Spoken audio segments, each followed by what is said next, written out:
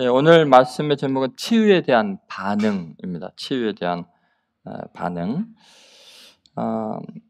지금 오늘 본문에 귀신 들려 말 못하는 사람이 이제 치유받은 이야기가 나오죠. 그런데 오늘 본문의 그 초점은 귀신 들려서 치유받은 사람에 대한 초점보다는 사람들의 반응의 다양성에 대해서 성경은 이야기를 하고 있습니다. 다시 말해서 우리는 하나님께서 우리 가운데 하나님의 살아계심을 나타내시고 또 놀라운 일을 행하셨을 때 정말 중요한 게 뭐냐면 우리가 어떻게 반응하느냐, 이게 중요합니다. 왜냐하면 이 치유의 사건, 병 고침의 사건은 단순히 병이 나았다는 것으로 그치는 게 아니고 하나님의 나라가 지금 이곳에 임재했다, 하나님의 다스리심, 하나님의 도우심이 함께하고 있는 놀라운 반응입니다. 그래서 이 치유 사건 속에 다른 사람들이 어떻게 반응하는가, 세 가지 종류가 나오는데 그것은 하나님의 나라에 내가 어떻게 반응하는가와 이제 직결됩니다. 첫 번째는 긍정적인 반응입니다. 정말 그것을 인정하고 놀라는 경외감이 생기는 반응이죠. 여러분 한번 14절 같이 한번 읽어보도록 하겠습니다.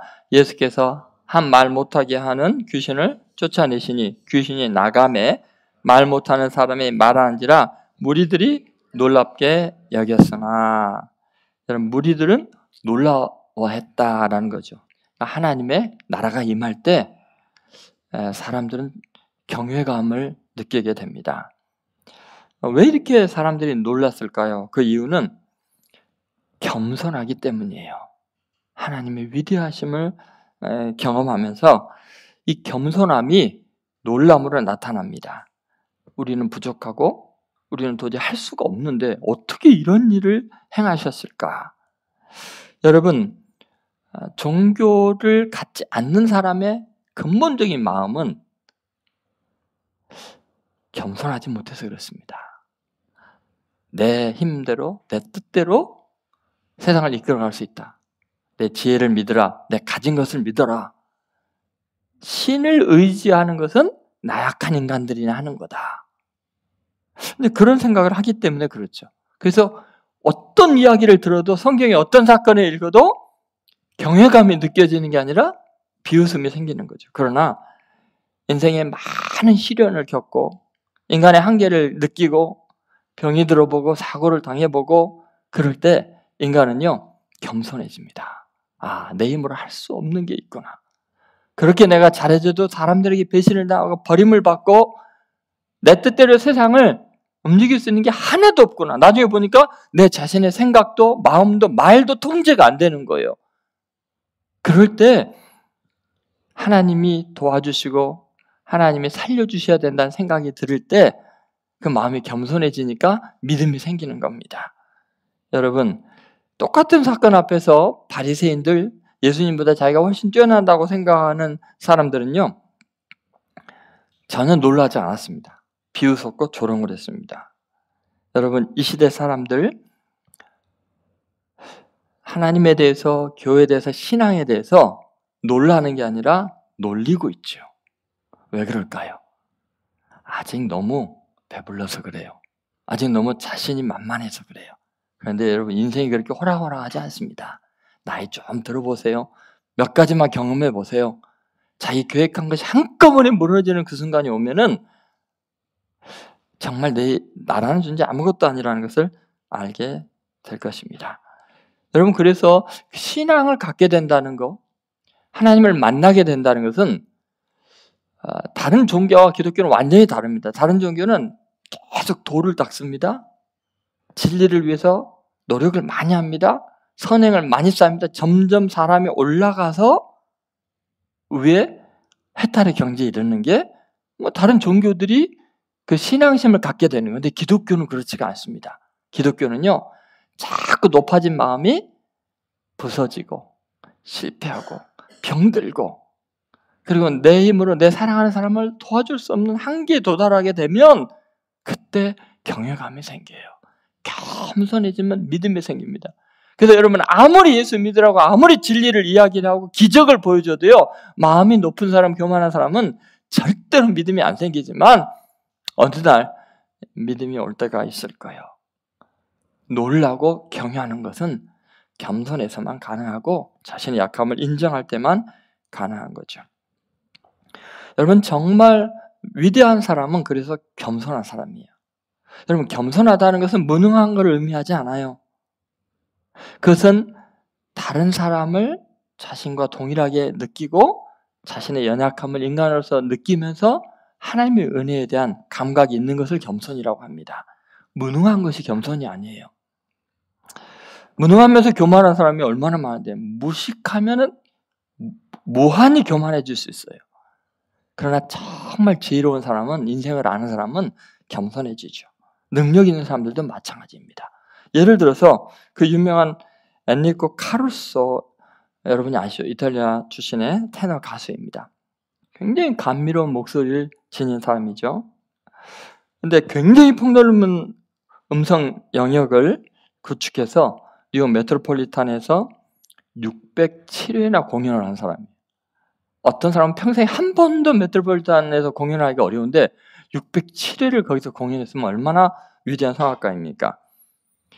그런데 그 사람은요, 장소를 가리지 않고 어디서나 누구에게나 이렇게 노래를 해주는 사람으로 유명합니다. 어느 날 시내를 걷다가 친구와 함께 한 식당에 들어갔습니다. 이미 많은 손님들이 있었고요. 들어가니까 거기에 이제 서빙하는 사람이 너무 놀란 거예요. 그 유명한 카루소가 우리 식당에 왔다니. 그럼 주방에 뛰어가서 요리사에게, 주방장님, 카루소가 우리 식당을 방문했어요. 그러니까 요리사가 요리하다 말고 그냥 요리복을 입은 상태로 뛰쳐나왔어요. 영광입니다. 그동안 그렇게 흠모했는데 여기서 이렇게 뵀다니. 저는 너무 가난하고 보잘것없는 사람이라 한 번도 직접 그 공연장에 가서 소리를 듣지 못했는데 당신의 노래소리 듣는 게 제 인생의 평생 소원인데 당신을 이렇게 직접 뵙게 돼서 진짜 영광입니다. 이렇게 이야기했어요. 그랬더니 카루소가 뭐라 하냐면 그 자리에서 즉시, 그게 소원이세요? 그럼 제가 지금 이곳에서 노래해 드릴게요. 옆에 있는 친구들이 너무 놀랐어요. 아니, 그 유명한 메트로폴리탄에서도 모시기 힘든 사람이 이런 누추한 식당에서 별 보는 사람들 앞에서, 더구나 요리사 앞에서 노래를 한다는 게 말이 되냐? 최선을 다해서 땀 흘리면서 노래를 해줬어요. 거기 있는 사람들이 우리와 같은 박수를 보냈고, 요리사는 너무 감동을 해갖고, 어떻게 나 같은 사람을 위해서, 나를 위해서 이렇게 공연해 줄 수 있습니까? 선생님같이 위대한 분이. 눈물이 범벅이 됐죠. 식사를 하는데 친구가 그러는 거예요. 자네는 체면도 없는가? 자네 가치가 얼마나 귀한 사람인데 이렇게 허름한 곳에서 아무한테나 노래를 해주는가? 그랬더니 카루소가 그런 말을 했어요. 이보게, 나는 목소리로 다른 사람을 즐겁게 하는 사람이지만 저 사람은 목으로 들어가는 것으로 사람을 즐겁게 해준 예술가가 아닌가. 요리사야말로 다른 사람을 행복하게 해주는 최고의 예술가 아닌가. 그나 나나 똑같은 예술가인데 내가 예술가 앞에서 노래를 하는 것이 뭐가 잘못됐다는 말인가. 나는 누구 앞에서든지 하나님이 주신 은사를 통해서 섬길 수 있는 준비가 되어 있네. 여러분 생각해 보세요. 겸손한 사람은요, 누구 앞에서도 최선을 다해요.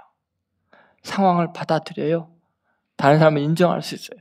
그런데 여러분 오늘 본문에 나오는 이 무리들은요, 지금 엄청난 로마 제국의 핍박을 받고 하루하루 굶주려 살면서 낮을 대로 낮아졌어요. 자기들을 구원할 메시아가 오지 않으면 살 희망이 없을 정도로 우리에게서는 아무 희망이 없다고 생각하니까 예수님께서 나타나셔서 기적을 행하시고 말씀을 전할 때 놀라고 받아들이고 영접할 수 있는 거예요. 그런데 다른 사람들은 그게 안 됩니다. 그 두 번째 사람의 모습을 한번 우리 보겠습니다. 부정적인 반응이에요.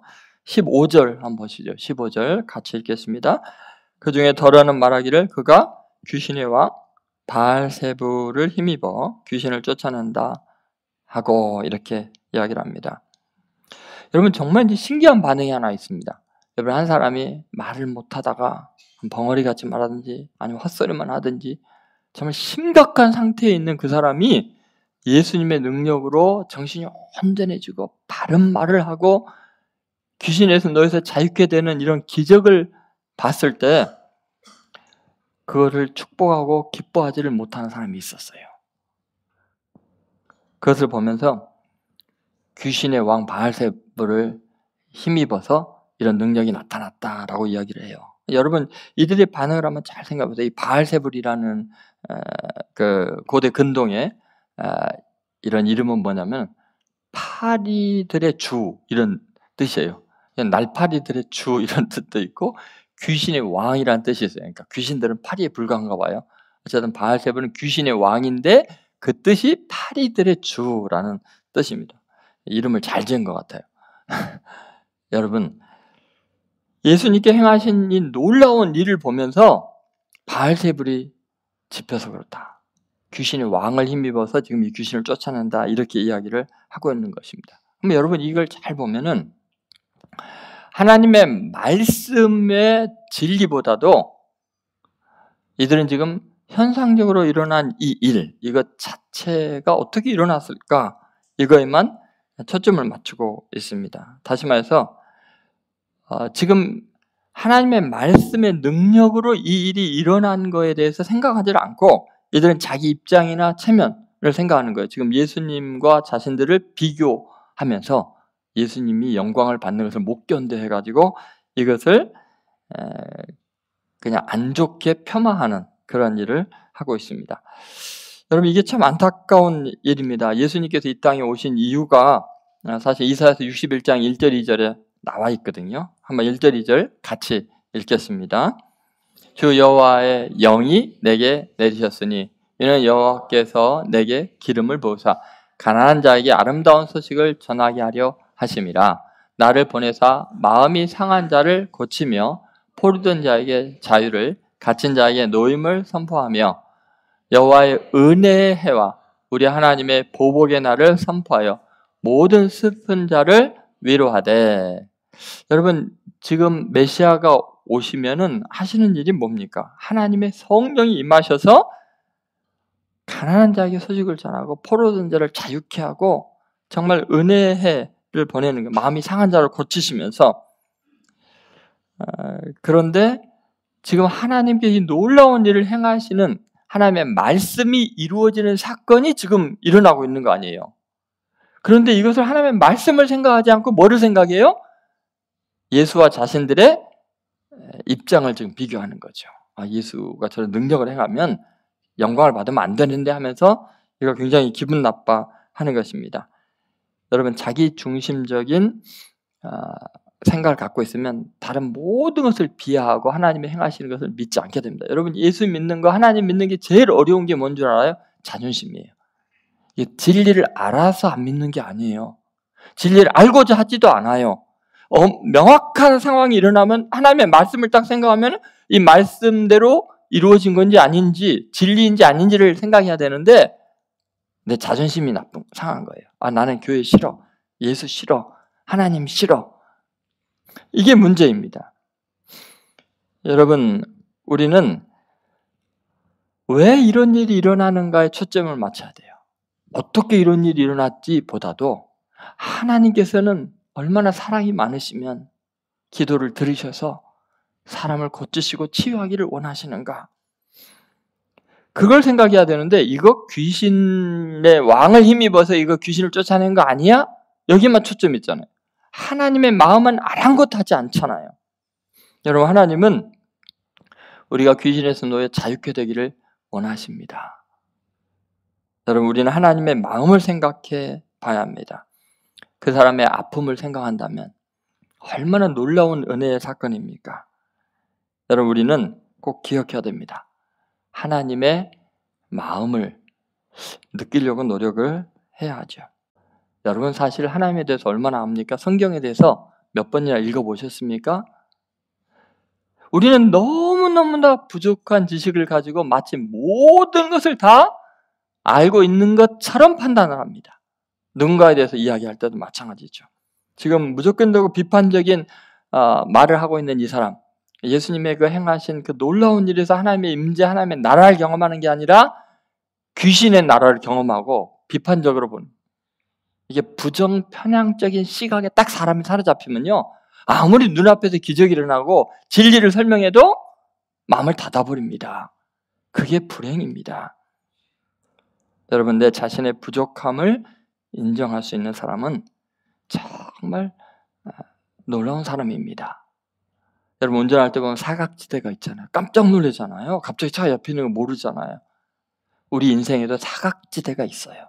근데 우리는 보는 것보다 사각지대가 훨씬 넓어요.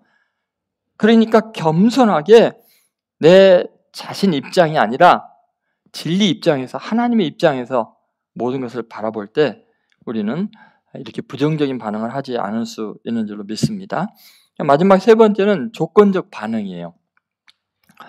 아까 긍정적인 반응도 아닌 것 같고 또 부정적인 반응만 하는 것 같지 않고 여운을 남기는 거죠. 그것은 다시 테스트하고 평가하고자 하는 교만한 마음입니다. 한번 16절 같이 한번 읽어보겠습니다.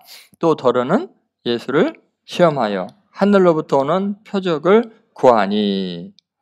어떤 사람들은 예수님을 시험합니다. 그러면서 또 다른 표적을 보여줘라. 예수를 믿을 수 있는, 예수님이 정말 하나님의 아들인지 우리의 구원자인지 믿을 수 있는 또 다른 표적을 보여달라, 이렇게 이야기를 하고 있습니다. 조건적인 반응이죠. 더 놀라운 일을 보여주면 믿겠다. 여러분, 이것은 진심에서 나오는 소리가 아닙니다. 왜냐하면 인간은요, 아무리 많은 기적을 봐도 믿음이 거기서 생기는 건 아니에요. 예를 들어서 여러분, 예수님께서 가장 위대한 기적을 행한 것이 요한복음 11장에 나오죠. 무슨 일이었죠? 예수님께서 죽어서 썩어서 냄새가 나고 무덤에 들어가 있는 나사로를 살리는 기적을 일으켰어요. 그때 많은 사람들이 그 기적을 보고서 믿음이 생겼어요. 그런데 바리새인과 서기관과 장로들은 어떻게 해요? 그 표적을 보고서 예수도 죽이고 나사로도 죽이자, 이런 결론을 내려요. 그러니까 여러분, 우리는요, 표적을 더 보여주면 믿겠습니다라는 이 말을 믿을 수가 없어요. 여러분, 우리는 예수님을 시험에 빠뜨릴 수 있는 자격이 있는 존재가 아니에요. 우리가 예수님을 판단할 수 있는 존재가 아니에요. 왜 귀신을 쫓아내고 벙어리를 고친 이 놀라운 능력 앞에서 예수님을 믿지 못했을까요? 그들은 끊임없이 자신이 심판자의 자리, 평가하고 판단하는 자리에 있다는 착각을 했기 때문에 그렇습니다. 여러분, 인간은 심판자가 아니에요. 성경은 분명히 모든 사람이 죄를 범했기 때문에 하나님의 영광에 이르지 못한다, 의인은 없나니 하나도 없다고 했어요. 여러분, 우리는 재판장의 자리에 앉을 수가 없어요. 왜냐하면 재판장은 오직 모든 우주와 인생 각자를 심판하신 하나님 한 분밖에 없어요. 근데 우리는 자꾸 평가하고 판단하려고 그래요? 그건 말도 안 되는 일입니다. 여러분, 무리가 모였을 때 자꾸 예수님께 이 표적을 구합니다. 그런데 그것은 부패한 마음의 모습이라고 이야기를 합니다. 여러분, 우리는 예수님의 능력과 하나님의 영광 그리고 선포된 진리 앞에서 평가하는 게 아니라 그 말씀이 나를 평가할 수 있도록 나를 솔직하게 내놓을 수 있는 용기가 있어야 됩니다. 여러분, 진리 앞에서, 하나님의 말씀 앞에서 내가 어떤 존재인가, 그것을 한번 다시 생각해 보시기 바랍니다. 이제 말씀 전체를 한번 이제 생각을 해보겠습니다. 이 세 가지 반응, 진리 앞에서, 놀라운 기적 앞에서 인간은 세 가지 반응을 하게 됩니다. 그런데 여러분, 이 치유의 기적은 그냥 일어나는 게 아니었다는 걸 이제 생각해 봐야 됩니다. 자, 이 예수님께서 말 못하는 사람의 귀신을 쫓아내고 고친 결과가 뭐냐면요, 예수님이 십자가에 못 박아 죽임을 당하게 되는 일이에요. 이 사람 고치고 사람들은, 시기하는 사람들이 예수님을 죽이기로 결심을 합니다. 왜냐하면 너무나 명백한 증거 앞에서 예수님을 처리하고 싶은 거예요. 그리고 예수님은 결국은 십자가에 못 박혀 죽임을 당했습니다. 근데 여러분 놀라운 것이 뭐냐면 이 치유의 사건과 십자가의 사건이 그래서 멀리 떨어져 있는 것 같은데 연결이 되어 있습니다. 이 예수님이 우리의 병을 고치고 우리의 죄를 용서하는 것이 값없이 되는 게 아니었던 거예요. 귀신이 쫓겨날 만큼 분명한 대가를 치르고 귀신을 나가게 한 거예요. 우리의 죄를 용서하시고 우리를 자유케 하시고 우리를 온전한 정신이 들게 하는 이 모든 것들은 예수님이 우리가 저지른 죄와 잘못에 대한 대가를 철저히 치루었기 때문에 우리가 귀신에게서 자유케 되고 하나님의 자녀가 되는 권세를 얻을 수 있는 거예요. 자, 이게 어떻게 입증이 되냐면요. 놀랍게 이 세 가지 반응이 십자가에 예수님이 딱 못 박힌 순간 똑같은 반응이 일어납니다. 세 가지 반응이 똑같이 일어납니다. 그것은 곧 치유의 사건이 값없이 된 게 아니라 십자가의 사건을 통해서 대가를 치루어서 일어났다는 것을 우리에게 알려주죠. 정말 그렇게 일어났는지 한번 우리가 표를 보면서 한번 살펴보도록 하겠습니다. 그러니까 사건의 반응의 평행 구조예요. 그러니까 여러분 놀랍게 여기 보면은 치유 사건의 반응과 십자가 사건의 반응이 똑같습니다. 첫 번째 긍정적 반응은 뭐예요? 무리가 놀랍게 여겼다. 그러니까 인정하고 경외하는 거죠. 그런데 십자가 사건의 반응은 뭐예요? 백부장이 바로 이 긍정적 반응하는데 이는 진실로 하나님의 아들이셨도다. 이렇게 고백해요. 그러니까 신앙적 의미는 은혜와 능력을 하나님 나라의 표적으로 받아들인 믿음의 반응이 이렇게 나타나는 거죠. 부정적인 반응은 뭐예요? 그가 귀신의 왕 바알세불을 힘입어 쫓아냈다고 멸시와 비판을 하잖아요. 근데 십자가에 못 박혔을 때 똑같이 멸시와 비판합니다. 자칭 하나님의 아들이라 너나 구원하고 내려와라. 이렇게 이야기를 하고 있죠. 하나님의 일을 사탄의 일로 왜곡하거나 냉소하는 반응을 하고 있죠. 조건적인 반응도 똑같습니다. 하늘로부터 오는 표적을 보여라. 오히려 테스트하고 시험하려고 하죠. 평가하려고 그러죠. 교만하죠. 그런데 십자가의 반응은 뭐예요? 우리가 보고 믿게 하라. 네가 만일 하나님의 아들이면 거기서 내려와라. 그럼 우리가 믿겠노라. 우리가 보고 믿게 하라. 더 큰 표적을 요구하고 있습니다. 증거가 아무리 있어도 끝없이 심판만 하려고 하는 사람은, 자기가 죄인인 걸 인정하지 않는 사람은 결단코 믿음이 생기지 않는다는 것입니다. 여러분, 오늘 이 시대 여러분의 가장 마음 아픈, 여러분이 정말 내가 내 의지와 상관없이 잘못된 말을 해서 상처를 주고받고 관계가 깨지거나 내가 해서는 안 된다고 생각하면서도 기어이 죄를 범하고 말거나, 이 모든 것들은 뭐냐면 사도 바울이 말한 대로 내가 원하는 바 선을 행하지 않고 원치 않은 바 악을 행하는 존재이기 때문에 그래요. 내 속에 거룩한 성령님이 내주하시고 하나님의 영이 지배하지 않으면, 진리의 말씀을 따라 순종하지 않으면 우리는 늘 남이 보기에 바른 사람인 것 같지만 영적으로는 묶여있는 사람이죠. 귀신에게 붙잡혀 있는 사람이죠. 예수님은 십자가의 사건을 통해서 우리를 자유케 하기를 원하십니다. 우리의 죄값을 치르시고 믿기만 하면 여러분 정말 온전한 정신과 맑은 마음으로 모든 것을 정확하게 보고 바르게 판단하면서 하나님의 말씀을 따라서 하나님의 자녀의 영광으로 승리할 줄로 믿습니다. 오늘 이 세 가지 반응 중에서 여러분은 반드시 한 가지를 선택할 수밖에 없는데, 저는 여러분이 정말 경외감으로 겸손하게 하나님의 은혜 가운데서 위대한 삶을 새롭게 출발하는 귀한 성도들 되시기를 주의 이름으로 축원드립니다.